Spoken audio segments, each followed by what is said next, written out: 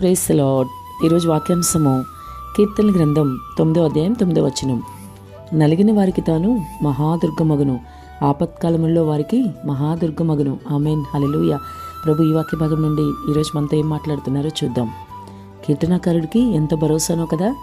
నలిగిన వారికి తాను మహాదుర్గమగును, ఆపత్కాలంలో వారికి మహాదుర్గమగును. ప్రభు గురించి చెప్తున్నాడు. ప్రభు ఎంత గొప్ప దేవుడో, ఆయన ఎలా మహాదుర్గం అవుతాడో, ఆపదల్లో ఉన్న వారికి ఎలా సహాయం చేస్తాడో ప్రభువుని గురించి గొప్ప భరోసా కలిగి కీర్తనకారుడు మాట్లాడుతున్నాడు. మరి ప్రియ సహోదరి సహోదరుడా, ఈరోజు నీ పరిస్థితి ఏంటి? నీవు కూడా కీర్తనకారుడుకున్నటువంటి భరోసా నీ ప్రభువులో కలిగి ఉన్నావా? ఆయన నీకు ఆపత్కాలంలో సహాయం చేస్తాడని, నీకు మహాదుర్గముగా ఉంటాడని నువ్వు నమ్ముచున్నావా? నీకే కాదు, ఎవరు నలిగి ఉన్నా, ఎవరు ఆపదల్లో ఉన్నా ప్రభు తప్పకుండా వారికి మహాదుర్గముగా అనగా గొప్పగా సహాయం చేస్తాడని నీవు ఈరోజు నమ్మాలి. కీర్తనాకారుడు వంటి విశ్వాసం ఈరోజు నీలో కూడా ఉండాలి. అటువంటి భరోసా కలిగి నీవు ముందుకు వెళ్ళాలి. మరి ఏ విధమైన ఆందోళనకరమైన పరిస్థితులను ఎదుర్కొంటున్నా సరే, ఏ పరిస్థితిలో నీవు ఉన్నప్పటికీ కూడా నీ ప్రభు నీతో ఉన్నాడని, ఆయన నీకు మహాదుర్గముగా ఉంటాడని ఈరోజు నమ్మి నీ ఆత్మీయ జ్యోతిలో ముందుకు సాగు. ఒక కొండ వలె ప్రభు నీకు కాపుదలిస్తాడు. నీ ఎదురుగా ఒక కోట ఉంటే ఎవరైనా సరే మరి దాన్ని దాటుకుని దగ్గరికి రాలేరు కదా. అలాగే ప్రభు నీకు కోటలాగా ఉండి నీకు కాపుదలు ఉంటాడు. అంతేకాదు, అత్యధికంగా నీకు కాపుదలు ఇచ్చేవాడు ఆయన మాత్రమే. ఈ లోకంలో మనుషుల యొద్దకు వెళ్ళి నాకు కాపుదలు ఇవ్వండి అని అడిగితే ఇచ్చేస్తారా? ఎవరూ ఇవ్వలేరు.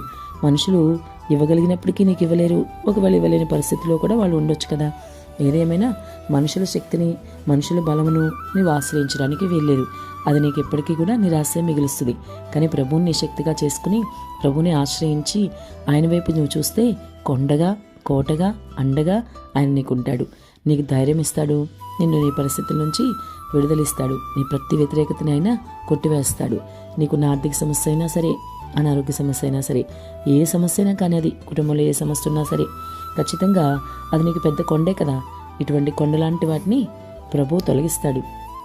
ఆయన మాత్రమే ఆ పని చేయగలడు. అంతేకాదు, ఇది నాకు చాలా అల్పమే అని ఆయన అంటున్నాడు. అది మనకైతే పెద్ద కొండలాగా ఉంటుంది, కానీ ఆయనకైతే అల్పమే. చాలా చిన్నగా దాన్ని తీసేస్తాడు. మనకి పెద్ద సమస్య, కానీ ప్రభువుకు చాలా చిన్న విషయం కదా. కాబట్టి ఇంత గొప్ప దేవుడిని నువ్వు కలుగున్నావు కాబట్టి, నీకు కొండవలే కోటవలే ఉండే దేవుడు నీకున్నాడు కాబట్టి నువ్వు ధన్యుడవు. ఎప్పుడు ప్రభు వైపే చూడు, ఆయన్నే ఆశ్రయించు. అటు ఇటు ఎప్పుడు తొలగిపోకు. ప్రభువుకు నమ్మకంగా నువ్వు జీవితకాలం ఉండు. ఆయన కూడా నీకు నమ్మకంగా ఉంటాడు. ఆయన రాజు వారసత్వం నీకు ఇస్తాడు. మనుషులు నిన్ను ఎంతో ఇబ్బంది పెట్టి ఉండొచ్చుగాక, ఏ విషయంలో సరే వారు నిన్ను బాధించవచ్చు, కానీ ప్రభు మాత్రం నిన్నెంత మాత్రము విడిచిపెట్టకుండా నీకు మహాదుర్గంగా ఉండి నిన్ను ఆశీర్వదిస్తాడు. నీ ఆపదలో నీకు సహాయము యేసే. ఆమెన్.